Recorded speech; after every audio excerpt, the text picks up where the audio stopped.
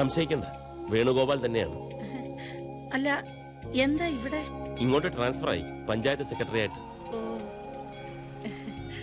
വളരെ വൈകിയാണെങ്കിലും സ്വന്തം നാട്ടിലേക്ക് വരാൻ പറ്റി. ഇനിയിപ്പോ നമ്മുടെ നാട്ടുകാരെയും ഇഷ്ടപ്പെട്ടവരെയൊക്കെ എപ്പോഴും കാണാമല്ലോ. ഇന്ന് മിഥുനമാസത്തിലെ കാർത്തികയ, വിമലയുടെ ജന്മദിനം. വേണ്ടപ്പെട്ടവരുടെ വിശേഷ ദിവസങ്ങൾ നമുക്കൊരിക്കലും മറക്കാൻ പറ്റില്ലല്ലോ. അല്ല, തനിച്ചാണോ വന്നത്? അനിയത്തി കുട്ടികള് വീട്ടിലുണ്ട്. എന്റെ പിറന്നാൾ പ്രമാണിച്ച് സദ്യ ഒരുക്കുക. അവരൊക്കെ എവിടം വരെയായി? ഗംഗ PG കഴിഞ്ഞു, Yamuna degree final, Unnimaya degree first year. സാറേ വല്ലതും തരണേ. കൊടുക്കല്ലേ വേണു?